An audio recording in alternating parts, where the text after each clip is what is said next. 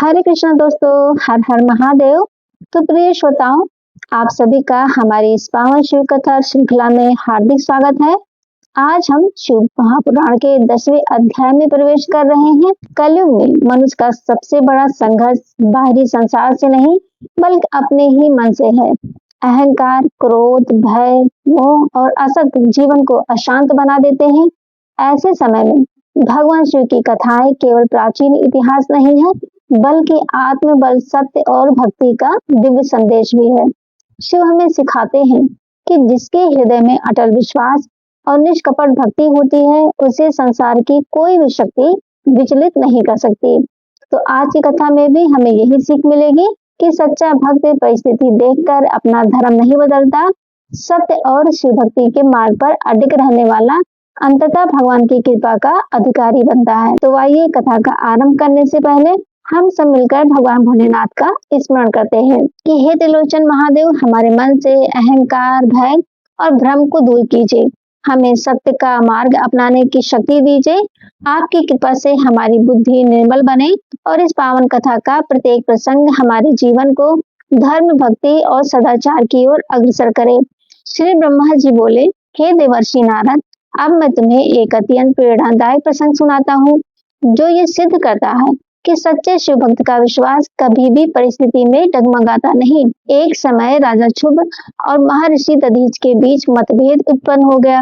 राजा अपने सामर्थ्य और राजवैभव पर गर्व करता था, जबकि महर्षि दधीच भगवान शिव की भक्ति में निरंतर लीन रहते थे।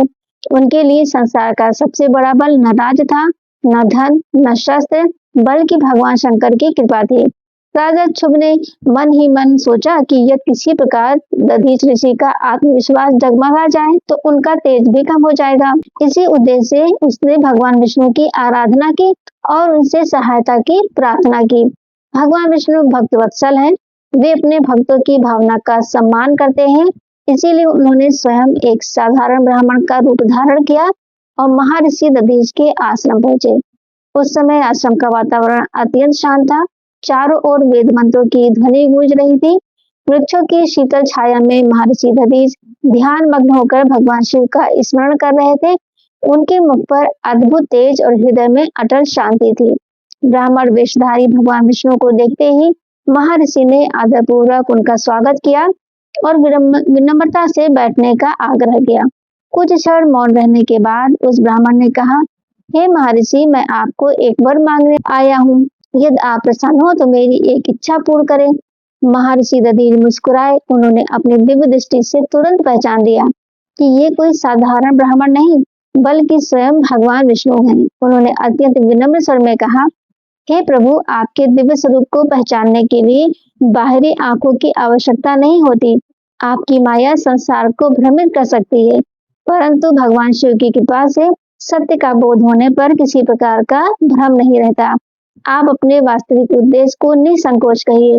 भगवान विष्णु ने अपने वास्तविक स्वरूप का आभास देते हुए कहा, हे मुनिवर, यदि आप वास्तव में निर्भय हैं तो एक बार राजा शुभ के सामने जाकर ये स्वीकार कर लीजिए कि आपको उससे भय है। महर्षि दधीच शांत भाव से मुस्कुराए।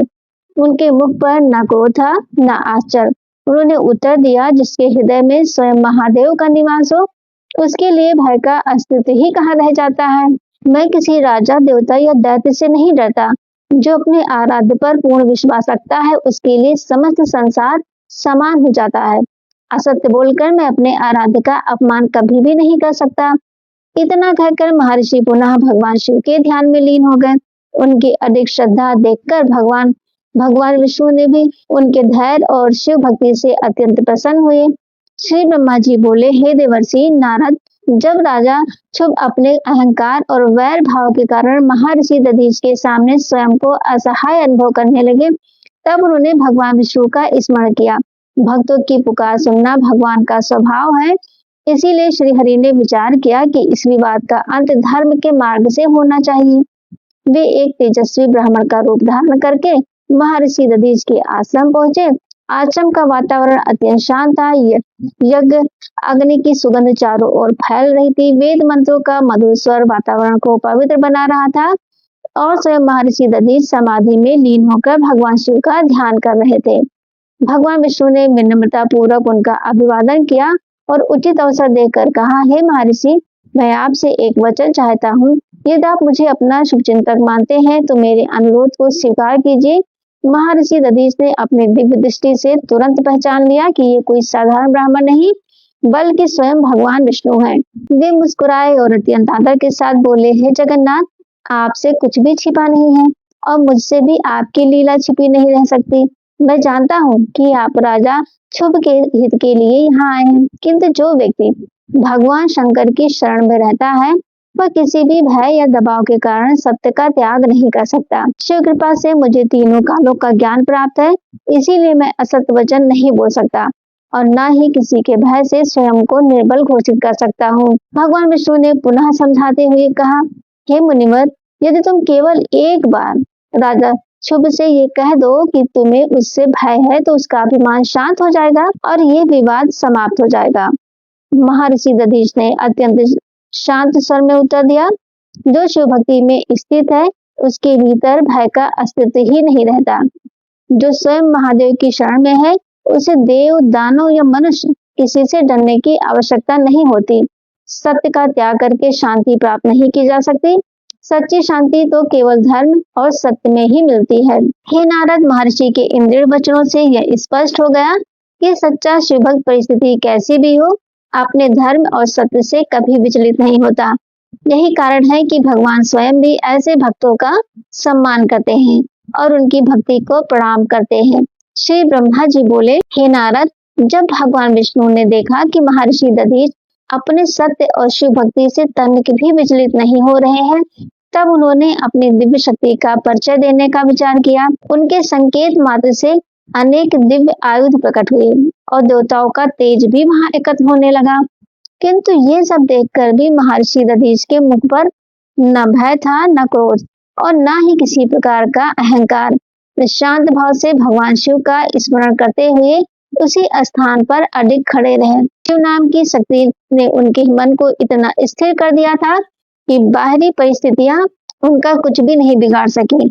भगवान विष्णु ने अपनी योग माया से अनेक अद्भुत रूप प्रकट किए। क्षण भर में ऐसा प्रतीत होने लगा मानो असंख्य दिव्य शक्तियां चारों ओर उपस्थित हो। ये दृश्य अत्यंत आश्चर्यजनक था, परंतु महर्षि दधीच ने समझ लिया कि ये सब ईश्वर की लीला है।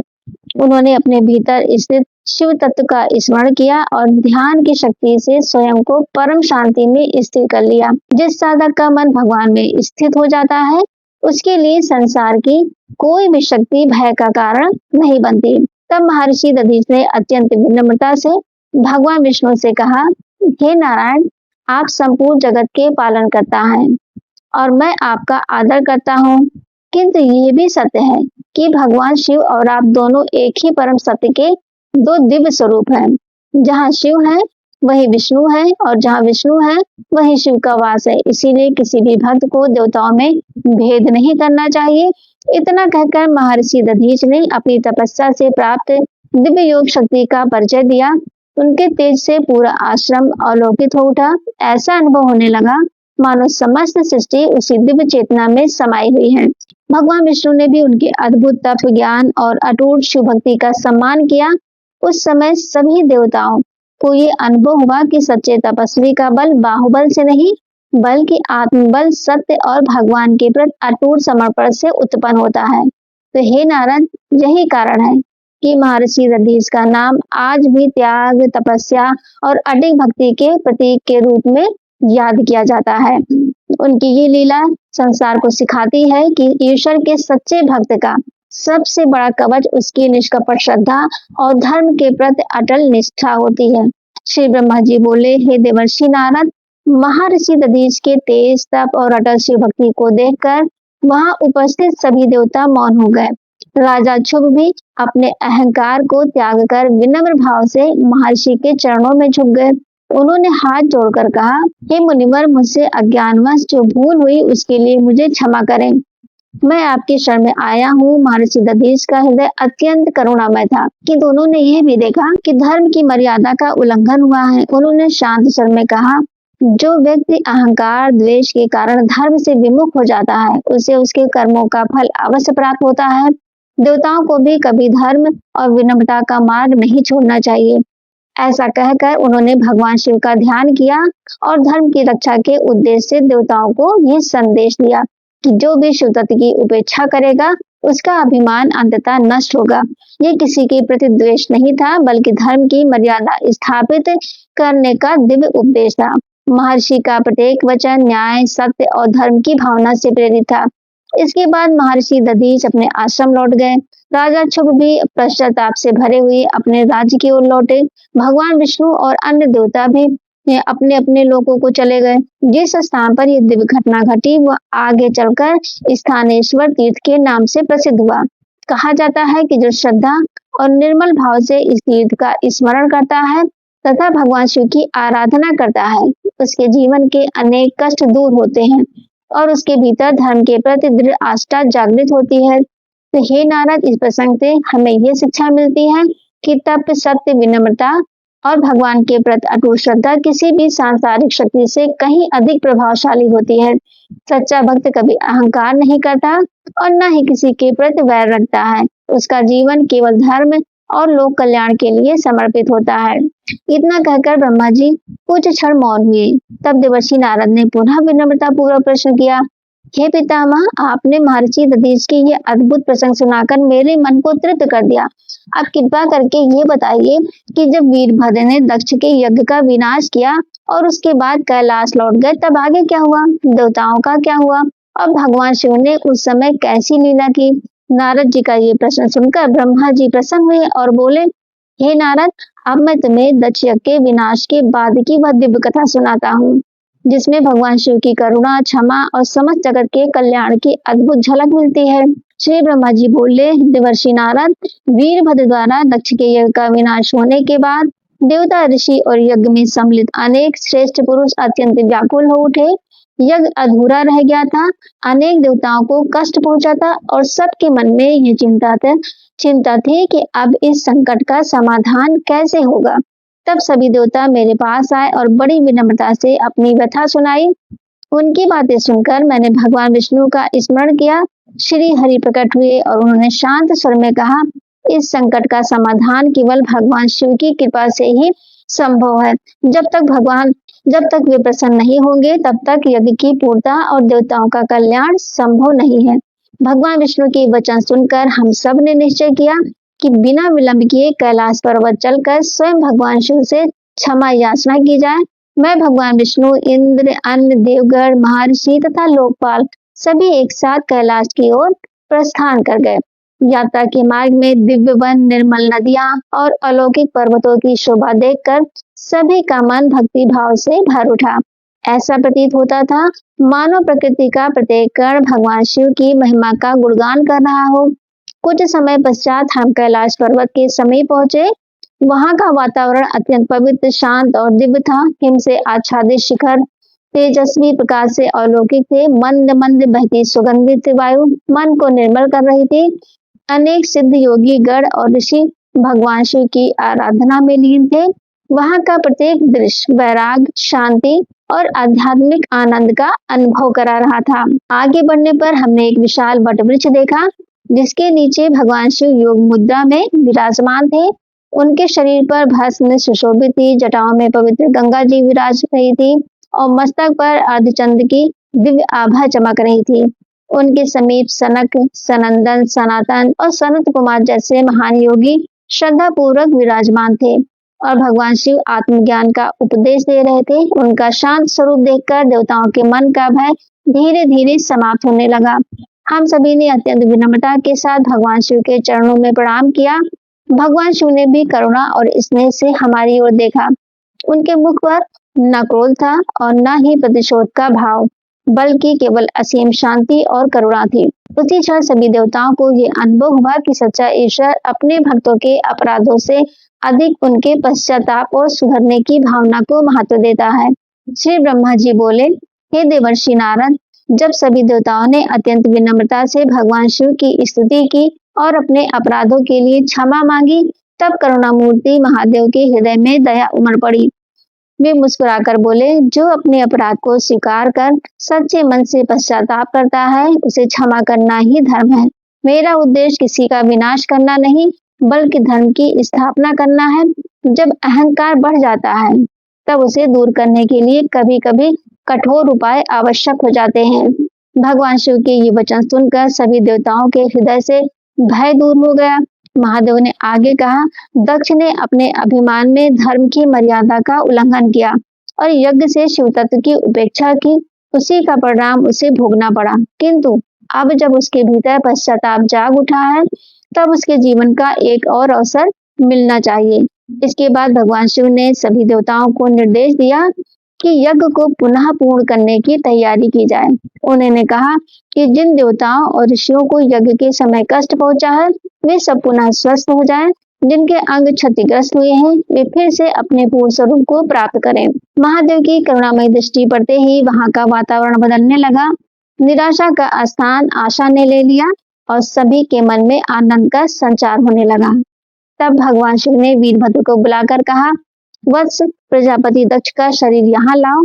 अब समय आ गया है कि इस घटना का अंत वैर से नहीं, बल्कि करुणा और धर्म की विजय से हो। वीरभद्र ने तुरंत आज्ञा का पालन किया और दक्ष का धड़ भगवान शिव के सामने प्रस्तुत किया। जब ज्ञात हुआ कि उसका मूल सिर नष्ट हो चुका है, तब महादेव ने आदेश दिया कि यज्ञ में उपस्थित बकरे का सिर उसके शरीर से जोड़ दिया जाए, जिससे वह पुनः जीवित होकर अपने कर्मों का प्रायश्चित कर सके। भगवान शिव की कृपा से जैसे ही वह कार्य पूरा हुआ, दक्ष के शरीर में पुनः प्राणों का संचार हो गया। वह धीरे धीरे उठ बैठा। जीवन दान पाकर उसके हृदय का सारा अभिमान समाप्त हो चुका था। उसके भीतर केवल पश्चाताप, विनम्रता और भगवान शिव के प्रति गहरी श्रद्धा शेष रह गई थी। उसने तुरंत दोनों हाथ जोड़कर महादेव के चरणों में प्रणाम किया और अपनी भूल के लिए क्षमा याचना करने लगा। तो हे नारद, इस दिव्य प्रसंग से संसार को यह शिक्षा मिलती है कि भगवान शिव केवल संहार के देव नहीं, बल्कि करुणा, क्षमा और पुनर्जीवन के भी अधिष्ठाता हैं। जो सच्चे मन से अपनी भूल स्वीकार कर उनकी शरण में आता है, महादेव उसे निराश नहीं लौटाते।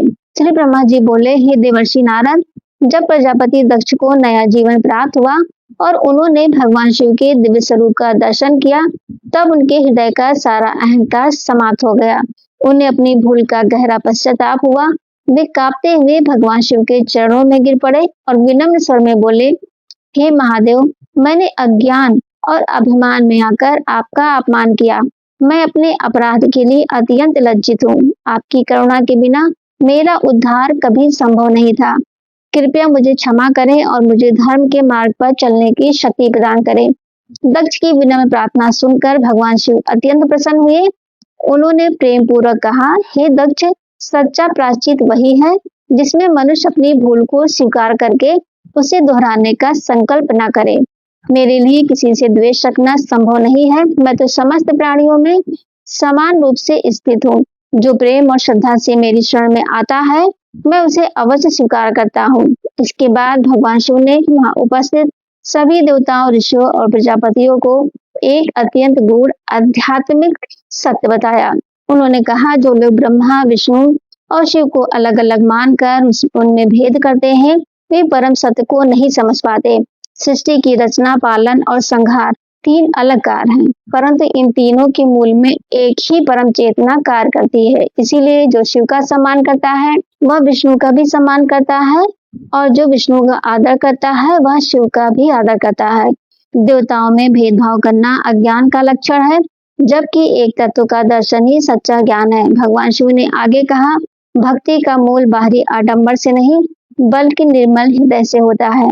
यज्ञ, तप, दान और व्रत तभी फलदायी होते हैं जब उनके साथ विनम्रता, श्रद्धा और सद्भाव जुड़ा हो। अभिमान से किया गया कोई भी शुभ कार्य अंततः अपना फल खो देता है। महादेव के इन दिव्य वचनों को सुनकर सभी देवताओं और ऋषियों के हृदय आनंद से भर उठे। उन्होंने अनुभव किया कि आज केवल दक्ष का ही नहीं, बल्कि समस्त देव समाज का अज्ञान भी दूर हो गया है।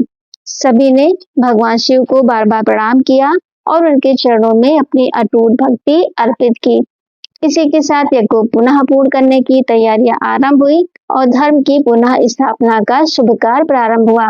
ब्रह्मा जी बोले, हे देवर्षि नारद, भगवान शिव के दिव्य उपदेश के पश्चात प्रजापति का दक्ष का हृदय पूर्ण रूप से परिवर्तित हो गया था। उन्होंने अत्यंत श्रद्धा और विनम्रता के साथ भगवान शिव की आराधना की तथा अपने अपराधों के लिए पुनः क्षमा मांगा। महादेव ने उन्हें आशीर्वाद दिया और यज्ञ को पुनः विधि विधान से पूर्ण करने की अनुमति प्रदान की।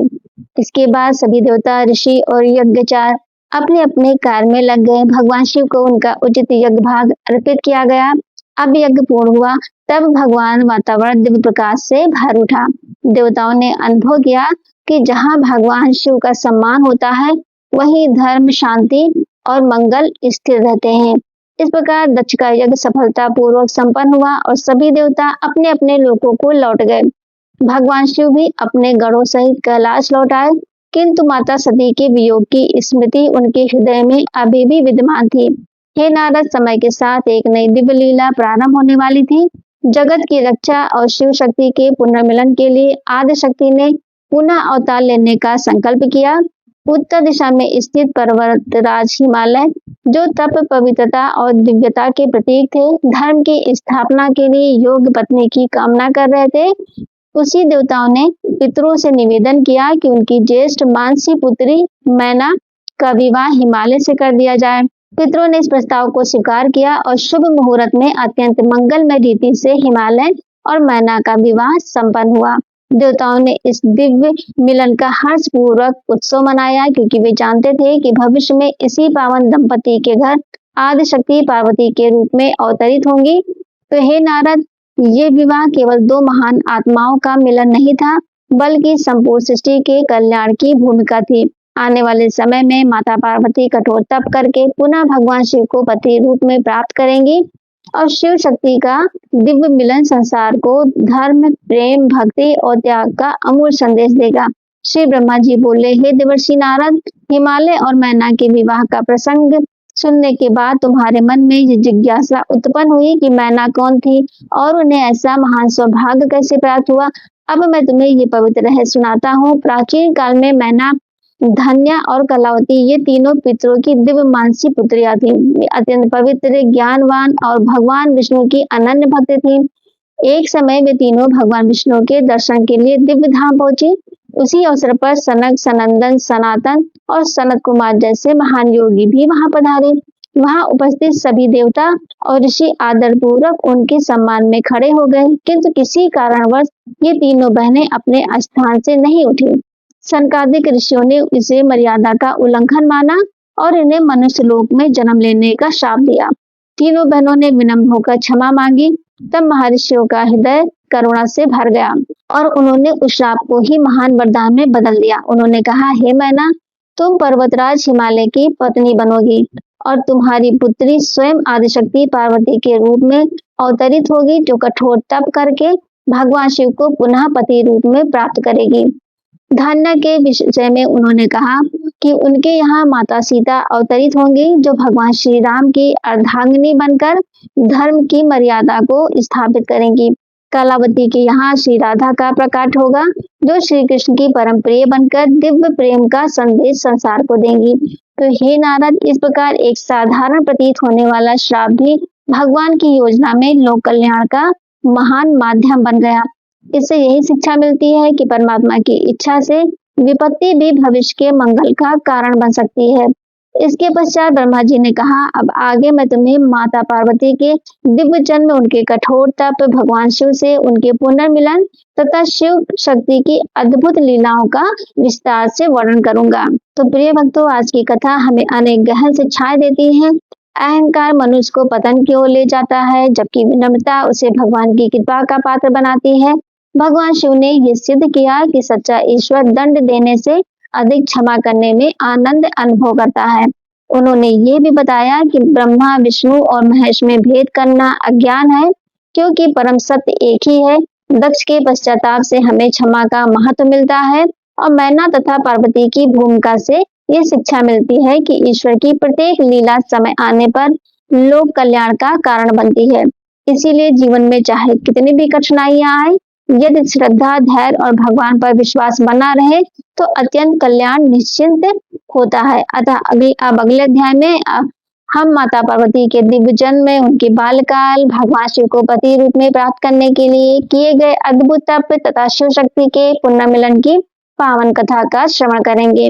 तो आइए अंत में हम सभी भगवान शिव से विनम्र प्रार्थना करें कि हे देवाधिदेव महादेव, यदि इस कथा के श्रवण, वाचन या स्मरण में हमसे मन, वचन या कर्म से कोई त्रुटि हो गई हो तो अपनी असीम करुणा से हमें क्षमा करें। हमारे हृदय में सदैव सत्य, भक्ति, विनम्रता और शिव नाम का प्रकाश बनाए रखें। हमारे जीवन को धर्ममय बनाइए और हमें अपने श्री चरणों की भक्ति प्रदान कीजिए। तो बोलिए भगवान भोलेनाथ की जय। तो हर हर महादेव दोस्तों। तो फिर मिलते हैं अगले वीडियो में, तब तक के लिए जय भोलेनाथ।